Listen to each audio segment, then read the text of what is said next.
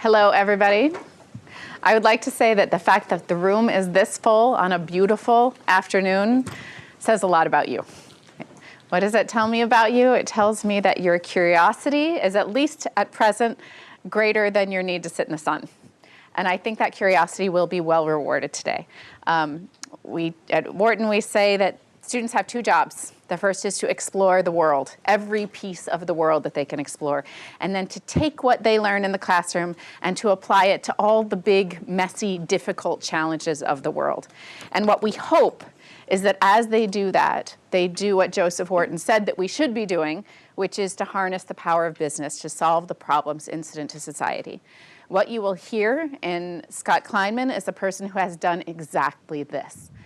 There are many ways to stop short of doing so, but what he's done at Penn and what he's done elsewhere has created value that will continue to pay off for generations, and in that, an incredible example for all of us, and we're so thankful that you're here. I will now read the long and detailed but important bios, but I ask you to understand when things are written in bios, they sound linear, they sound like they were planned, they sound like everyone knew it would go that way. Listen for the turns, and then I think as this conversation unfolds, you'll learn a lot more about how those occurred and why they're important.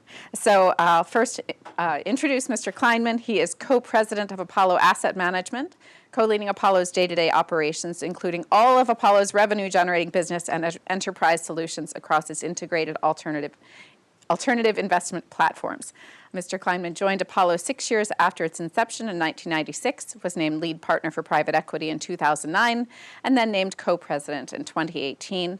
Mr. Kleinman serves on Apollo's executive committee. Prior to joining Apollo, Mr. Kleinman was a member of the investment banking division at Smith Barney. He serves on the board of directors of Apollo Global Management and Athora Holding Limited. In 2014, Mr. Kleinman founded the Kleinman Center for Energy Policy at the University of Pennsylvania. He is a member of the Board of Advisors at the University of Pennsylvania Stuart Weitzman School of Design and the Board of Directors at the White Plains Hospital. Mr. Kleinman received a BA and BS from the University of Pennsylvania and the Wharton School, graduating magna cum laude, Pi Beta Kappa. Mr. Kleinman now lives in Westchester County, New York, with his wife, Wendy, and their 3 children. Interviewing Mr. Kleinman will be Mohammed Vakil. He's a native of Dubai, one of our own Joseph Wharton scholars and a senior at the Wharton School, just about to cross the finish line with his Bachelor of Science in Economics with concentrations in finance and business analytics. Mohammed holds several leadership roles. He is the president of the Wharton Undergraduate Private Equity and Venture Capital Club, the Wharton Undergraduate Consulting Club, and Violet Quaker. In addition, he serves as the head of the Wharton Undergraduate Communications Program Leadership Board. It did an amazing job summarizing the letters to the Vice Dean for us this year. He's moderated 10 fireside chats. This is a special talent and gift that he brings to us in this community, including conversations with a wide range of people. This is, as we were saying earlier, going out with a bang, and we appreciate all you've done, Mohammed. His influence on campus was highlighted when he became the first guest on Wharton's Coffee Chats video series, where he reflected on moderating one of the largest student-led fireside chats with James Gorman, chairman of Walt Disney and chairman emeritus of Morgan Stanley. He has completed summer internships at a lot of dazzling places, and he will be a great asset as he joins Point 72, pursuing long-short equities full-time in New York. But right now, we're going to have a fascinating conversation. Thank you all for being here, and we'll look forward to hearing what you discuss today. Okay, great. Thank you. Thank you, Dean. Well, firstly, thank you, Vice Dean Lamberton.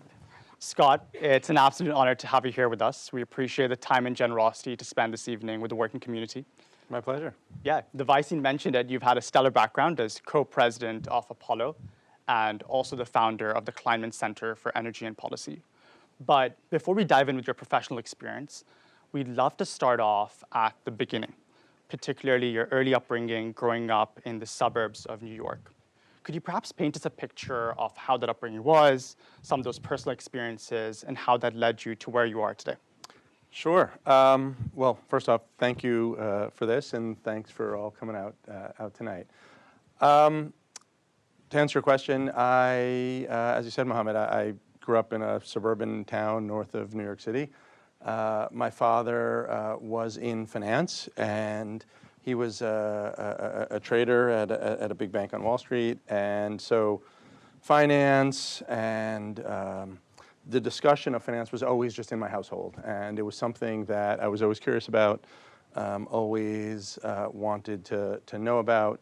Not just finance per se, but the flow of money and how money moved through the system, and that just sparked an interest early on. And I knew early on that I wanted to come to Penn, and come to Penn for Wharton, but also for other things and everything else that Penn has to offer. And it worked out really well.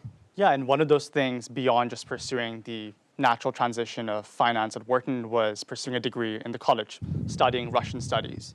Could you tell us a little bit more about the decision, and how did that curiosity influence the way you think about markets in the world that we live in today? Yeah, no, that's a great question. So while I loved finance, I loved investing even back then, it was not something that I felt like could be the entirety of what I do. I was always a super curious kid, loved to read about lots of different topics and learn about lots of different topics. And so I knew I wanted to dual degree. And back then, there really wasn't a concept of dual degree. You had to just ask the school, and they kind of said, okay, if you want to take more classes, go for it. And so that's what I did. And I didn't really care that much as to where. I figured I'd let my interests follow. And it was 1990 when I came to Penn. The Iron Curtain had just fallen. Russia was very topical. And I loved history. I loved politics. I was terrible at languages, but sometimes you got to do the things that you're not particularly good at. And so I became a Russian studies major as well. And it was fantastic. It was when I look back, certainly my hardest classes at Penn were my Russian language classes.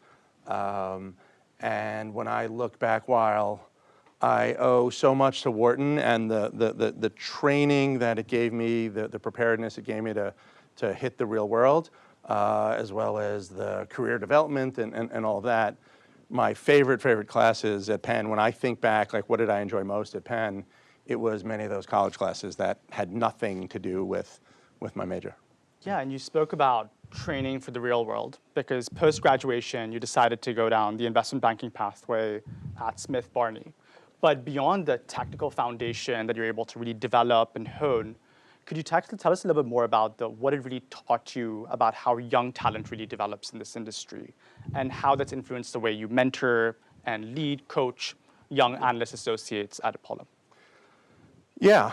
I mean, look, it's funny. My daughter, who's now in law school, she's got a lot of friends who are investment bankers, and one day she just asked me out of the blue. She's like, "Did you like investment banking?"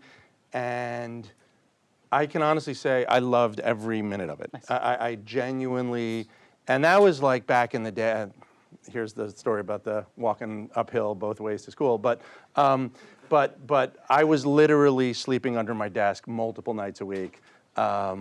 It was not the investment banking that it is today. But I really enjoyed the work. I enjoyed every minute of learning. I tell folks all the time, if you think you want to go into any aspect of finance, if you want to go even just business, start your own business, do this, spending 2 years as an investment banking analyst, gives you exposure to, how markets work, how companies work, how accounting works. It's a sales business at the end of the day, and so watching some of the best MDs sell their product to clients is really amazing. I still to this day remember a couple of MDs and watching them sell, and watching boards of directors just sort of eat out of their hands. And to this day, I don't think I'm as good as a couple of those guys. And so it really is an amazing experience. It teaches you, certainly teaches you grit. But everyone in this room, I'm sure, you've made it this far. Like, you have that grit. But the thing for me, and what I always look for when I'm hiring folks, is not just the grit, but the intellectual curiosity. So going back to what we talked about earlier, the other interests, the willingness to just keep asking why, to dig in not just in the field, but in all sorts of things. When you're at Penn, like take other random classes because you'll never know what sparks your interest and what might actually work its way back to something relevant to what you're doing. And so that grit and that intellectual curiosity is, I think, what I really took away. Yeah, and when you think about asking why particularly, do you think that mentorship or apprenticeship culture is going to change? I mean, we're in a position where artificial intelligence is becoming even more prominent. The fact that a lot of the early roles for analysts and associates can be automated, so that initial rep sometimes gets lost in the face of efficiency. Do you think that's changing the way you're looking at mentoring the future talent of Apollo? No, in fact, if anything, it's even more, necessary. A incoming associate can do so much more, is so much more talented, is so much more well-versed. But there's still things that experience doesn't replace, that can't be replaced other than by experience, I guess is the way to say it. And that's just reps, literally that's just reps, and that's reps with someone who is good and someone who you can learn from. And it's not just one person, it's working with lots of different people and picking what you like and what you don't like about everybody and trying to mold your style and the way you do business, and being really observant of that. Yep. And taking those opportunities when you can and asking for that feedback and that help when you can. And so no, mentorship is still absolutely critical. I spend, and at Apollo we spend a lot of time, on that with our younger teams, and why me and so many of my peers come back to their alma maters and do things like this, because it really is incredibly valuable. Yeah, so let's fast forward to 1996. You decide to join Apollo. Apollo then was very different. You're employee number 13, and the firm is just 6 years after inception.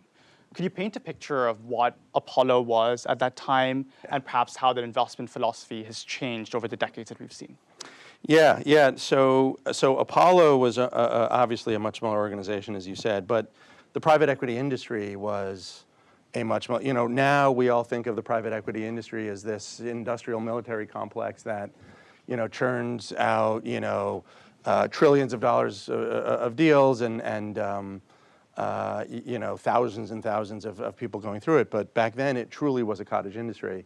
As you said, Apollo, I was the 13th employee.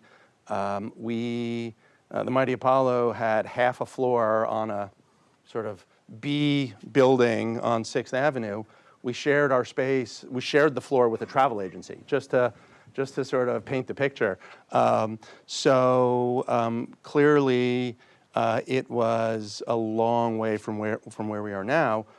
But it was an amazing organization. It was just a group of like-minded folk who were super passionate about investing, who had a real vision for how do you make good investments and the style of investing that was a little bit different than what everybody else at the time was starting to do. It was, like I said, just a very creative, thoughtful, every day was a new adventure, every deal. I mean, nothing was cookie cutter about Apollo back then. It was just a great place to really start my career. So what was really different about Apollo compared to the other PE shops across in the street? Yeah, look, we took back then it really was starting to figure out how do you create value, in these companies.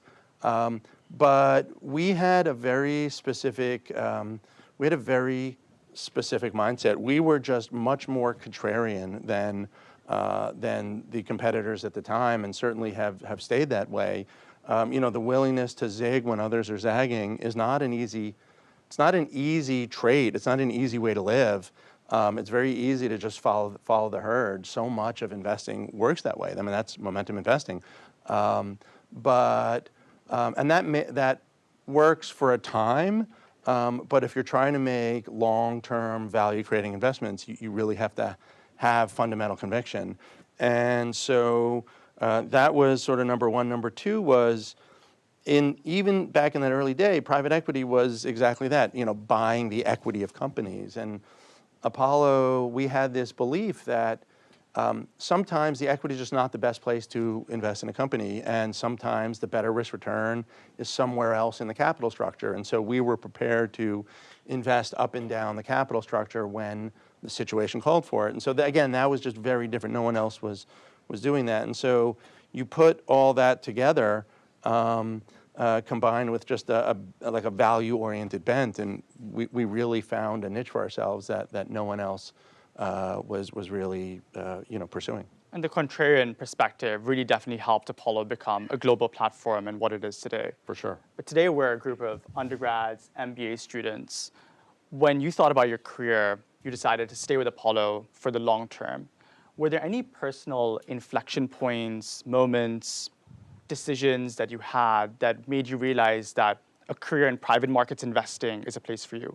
I know you mentioned early on that you had that initial interest, but was there anything specific to Apollo that led you to realize that this is the place you want to be for the long run? No, so look, I was fortunate. When I was at Smith Barney, I was in a group, the financial sponsors group, which back then in 1994, only a couple of investment banks even had. It was such a small industry that it wasn't even a coverage area.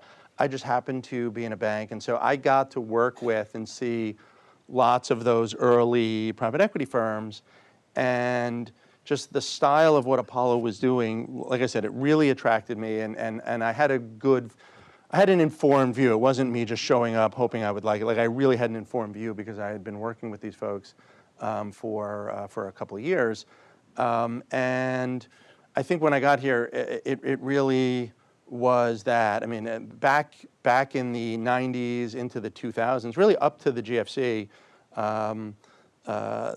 the industry was just sort of, if you did well and you continued to perform, investors were slowly figuring out this asset class and were allocating more capital to it.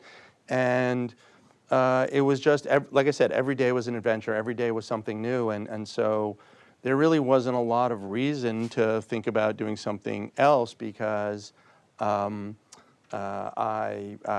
just was enjoying what I was doing every day. And then, of course, we get to the global financial crisis in '09. And it's funny, I was having dinner with a few folks recently, and one of them was a former banker who was a banker during the financial crisis. In this room, it's kind of funny talking about a financial crisis because the last time this country had a real financial crisis was 2008, 2009. So you basically have to be 40 years old today to have been a professional in the finance industry when the U.S. economy and the U.S. markets were really in financial freefall.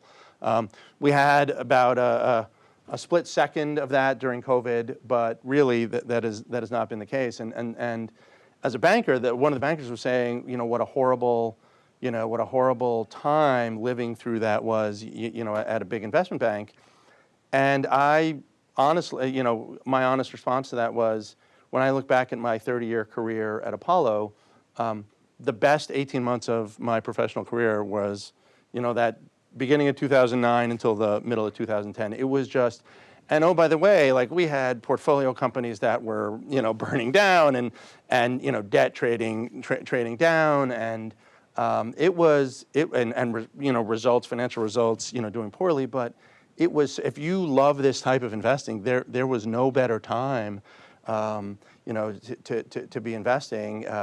We were working literally 7 days a week, coming in, running all-day investment committees on Saturday, to figure out what companies were we going to be looking at and what should we be pursuing. It was that type of an environment. And so, and then post the GFC, it became so clear to us, again, with that contrarian mindset, that up and down the capital structure view, that, wait a minute, the GFC happened. Like, financial crises are interesting for companies.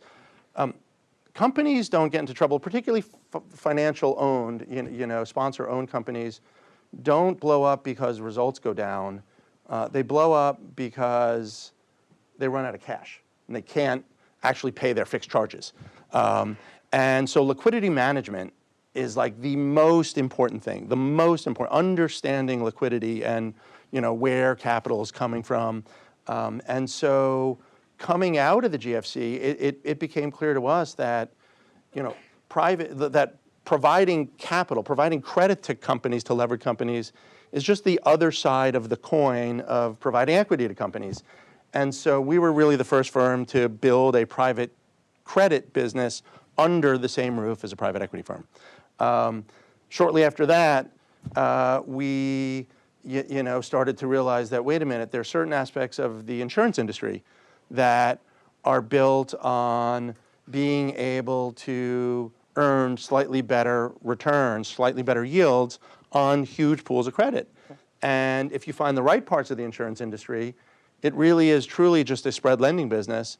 We happen to be really good spread lenders, and so we could be pushing into, into this space. And I can't take credit. I mean, Warren Buffett figured this out 50 years ago, but for a financial firm, we were really the first to figure that out. So we constantly were innovating and thinking in places where others weren't, because there was so much opportunity in the existing space. It was easy to just keep your eye forward and keep trucking forward. But we were seeing these other big opportunities that we can keep pushing into. And so to answer your question, I never really thought to go elsewhere, because it's always been so exciting. There was always something new, and anytime you got bored, there was some new undiscovered country to go, to go explore at Apollo, and that really is what led to, I guess, 30 years passing. The thing, my boss, one of the founders of Apollo, Mark Rowan, if you bump into him into the hall and ask him, how are you doing, he will tell you that, every day is a good day. And I actually think he genuinely believes that, but he's a truly special human being. I thought about that, a lot, and I can honestly look back at my 30 years at Apollo, and while every day was not always a good day, because of course sometimes you have bad days, I can honestly say every week was pretty much a good week. I can probably count on one hand the number of not good weeks I've had in 30 years. And that's a gift. Like, if you can find a career that gives you that, it's pretty amazing. It's pretty amazing. Speaks a lot about the culture that's Totally. been fostered over the decades and that's remains to date. Speaking of crises, for the audience, we're well aware that we're at an interesting position with the rise of artificial intelligence, the unprecedented scale of capital deployment and allocation that's taking place. As someone who's seen different crises, led and been a leader during those particular crises, how do you think the agentic wave is different to the past ones that we've experienced or enjoyed? Yeah, and we're in an interesting spot now, right? Because we're not actually in a economic or market or other downturn. Right. In fact, we're still in a pretty robust economy. I mean, we can all scratch our heads and say, how is that possible? But I've got some thoughts, but which I'm happy to go into. But we are still in a pretty robust economy, and it is weird. I mean, for those of you, and I know you all have, because I took a lot of the same courses you probably did. If you look back at business cycles normally last 6 or 8 years, right? Peak to trough to peak, or trough to peak to trough. We are in literally a point, the last trough was 2009, maybe the beginning of 2010. We were in a 14-year upcycle. I would argue straight through COVID. It looked like maybe COVID was going to trigger a downturn. But within 3 weeks, central banks flooded the market with trillions of dollars, kept liquidity going, which allowed companies to really not miss a beat for the most part. So much so that within 4 to 6 months, most stocks were above where they were pre-COVID. Mm-hmm. And so we haven't really hit, I would argue 2022, when after 14 years of money printing, we finally hit inflation, and the Fed had to boost rates, which I would argue maybe started the plateauing of this cycle, right? And so for the last 3 years, we've been in the plateau of the cycle, but we haven't hit a downturn. We haven't been in a downturn in 17 years or something, something crazy like that. And that, I mean, I don't think this time is different. This time is longer, but I'm not one of these people who believes, well, we've now figured out how not to have a cycle. We will eventually have a cycle, but the economy is chugging along pretty good, and it's pretty hard to bet against the U.S. economy right now. And so that's happening. Now, parallel to that, you have this, technological revolution that's happening. Maybe it's different than anything that's come before, although there probably, if you really study it, there have been some pretty big technological revolutions. But something that clearly, for everyone sitting in the room right now, it's a pretty scary, pretty tough, pretty tough place to be. I mean, I have now been immersed in AI, I'd say, for the last 18 months in earnest at our company and at our portfolio companies, and it's only moving faster and faster. And I see what it's capable of. I have a sense of what it's not capable of, but I see what it is capable of, and it's pretty wild. And I'm sure you guys all know it way better even than I do. But it is, it's scary. Like, it is scary because I see what it's starting to do to job formation and job creation and the roles it can play. And nobody knows where it's going.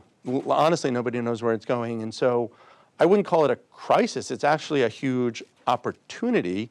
It's contributing meaningfully to the current GDP growth of the country. So from that front, it's quite positive. But the things that got me here, like, are not going to get you to like where you got to go next. And that's the part that sitting at this moment while everything's still changing, like, we're all collectively figuring out. Yeah, you mentioned you're immersed with the technology over the last 18 months. You're familiar. You've also been in a position to have these conversations with C-suite executives, portfolio companies. What do you think individuals or the audience that we have today are overlooking or misunderstanding about this kind of opportunity? Do you think that's something that we're not necessarily seeing that you have had an insight over? Yeah. And look, I mean, this next statement probably won't surprise you, knowing I'm a fundamental value investor.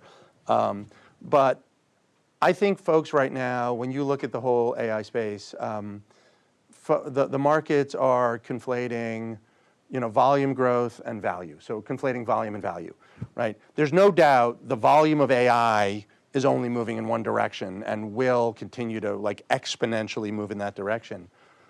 But where the value ultimately resides on that value chain is anybody's guess. And so right now, anything touching that AI value chain or even practically with AI in its name, is seeing valuations go through the roof.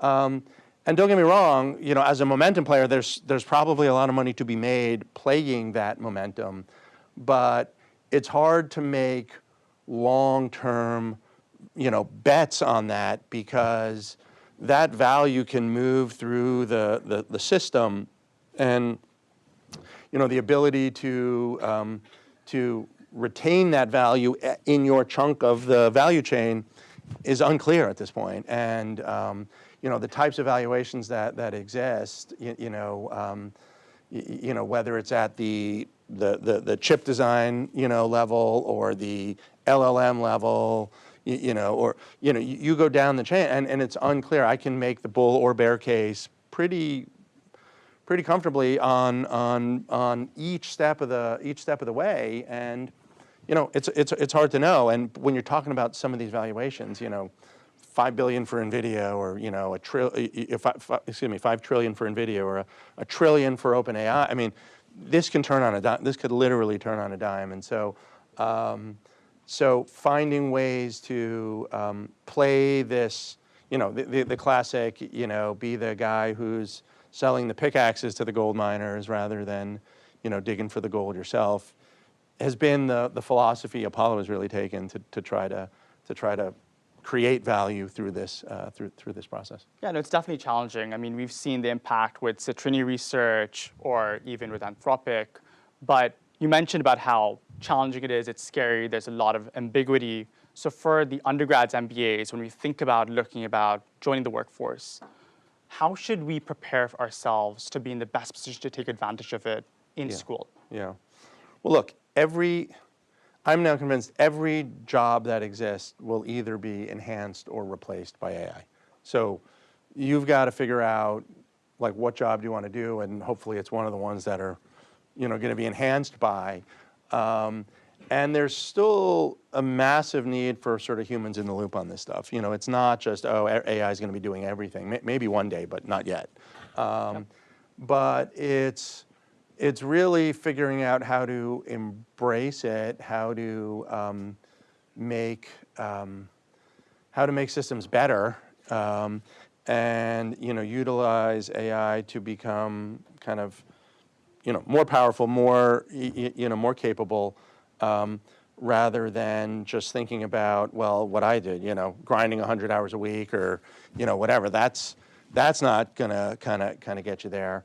And so it's really thinking about that. I mean, ultimately, as I really think about this, the most valuable things are you all are going to be like domain experts, subject matter experts. AI can do things better, faster, quicker, but they can't do it without the domain expertise. Otherwise, they're just doing stuff wrong.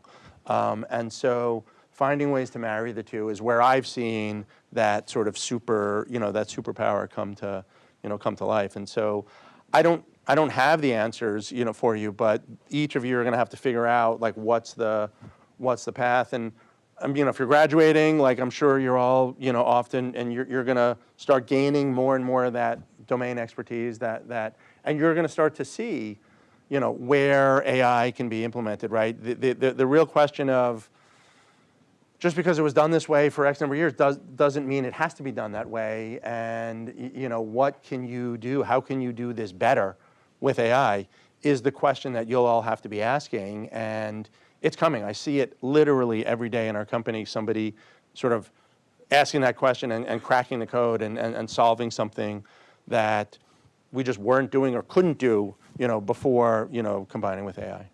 Being proactive is definitely up there for sure. Totally. For you particularly, throughout your time at Penn, a central component has been giving back in different capacities. Most recently, as what the Vice was mentioning, was founding the Kleinman Center for Energy and Policy.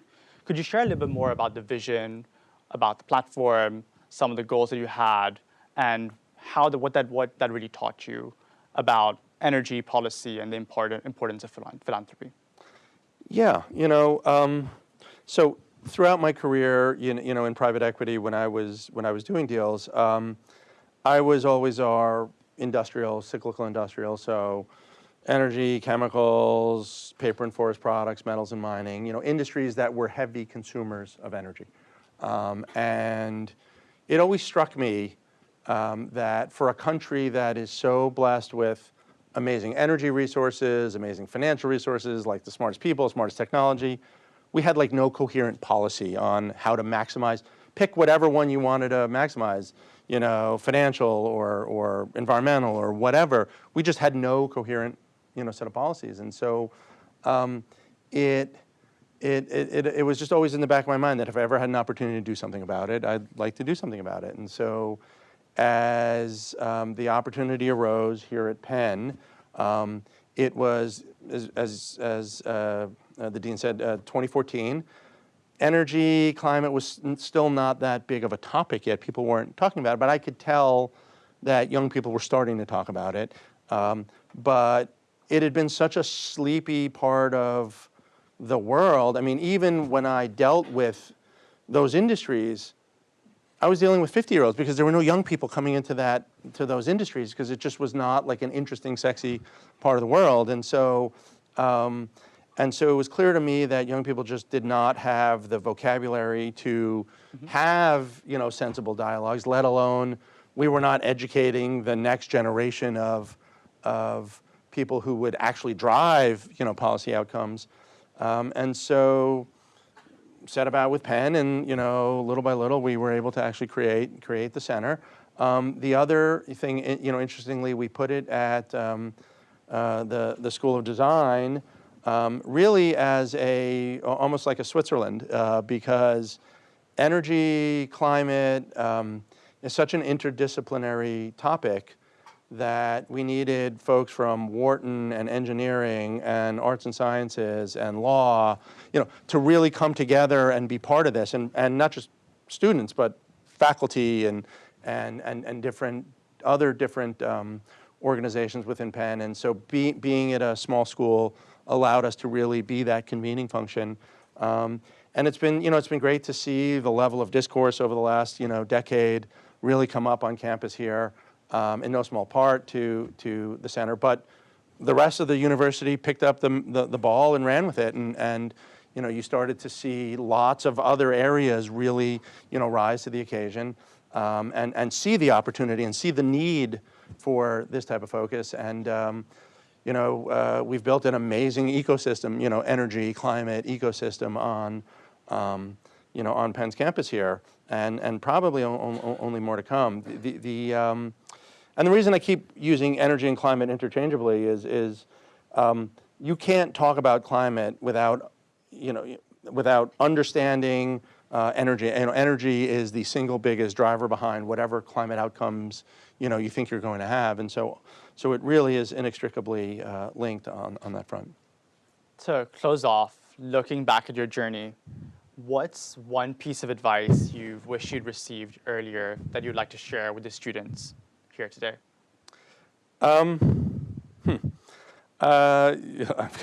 Lots of advice to give, and anyone who spends time with me knows I'm always like throwing out little tidbits. One thing that I'll pick one that you probably haven't heard before, but the most important decision that you guys are ever going to make in your lives is not the school you came to or the major you picked or even your first job or your life's career, but ultimately is your spouse. I could not have, no one gave me that advice. I guess I was just super lucky that I chose well, or she chose me well. But it is truly, it becomes your life partner, your business partner, the person that you raise your children with, and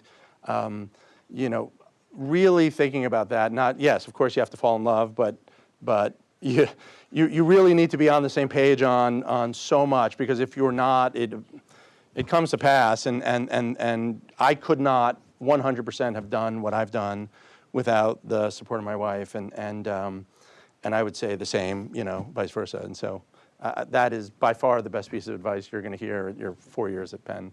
Yeah. Great advice. Before we open up for Q&A, we like to end with our final traditional question. You've done a lot of these fireside chats at universities, institutions, conferences. What's a question everyone in the audience should be asking, but nobody ever does? What's a question that people should be asking that nobody ever does? I would say, well, I'll make it topical on this AI discussion, but how does it end? Like, where does it go?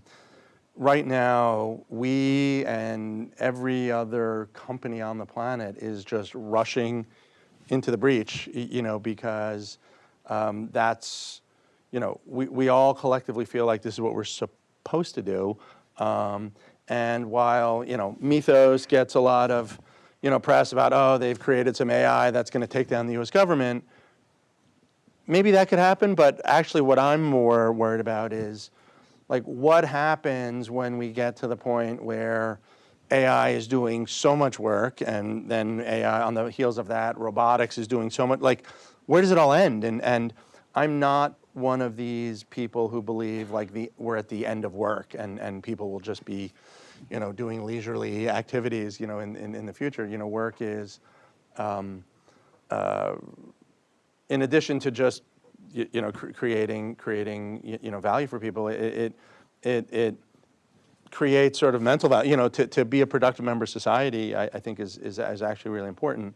And And I don't know, so there will be jobs in the future that we can't possibly, think of. I was using this example earlier, but 10 years ago, if I would have told you that 10% of Americans earn some or all of their living from being a social media influencer or content creator, like you'd say, what is a content creator? Yet 27 million Americans, posted some amount of income on their tax returns last year, from content creation.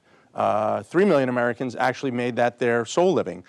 So there will be jobs that we can't think of, but it's going to be, but the journey is just as important as the end state, because things are moving so fast that we have to start thinking about this. And it is not getting anywhere near the level of discussion and attention that it needs. Yeah, sure, the Terminator, type of future is getting a lot of focus, but the nitty-gritty of how does society just move forward every day is not really getting the type of attention. I think smart folks need to be thinking more about that. Well, that's an incredible way to wrap up this fireside chat. Can you give Scott another huge round of applause?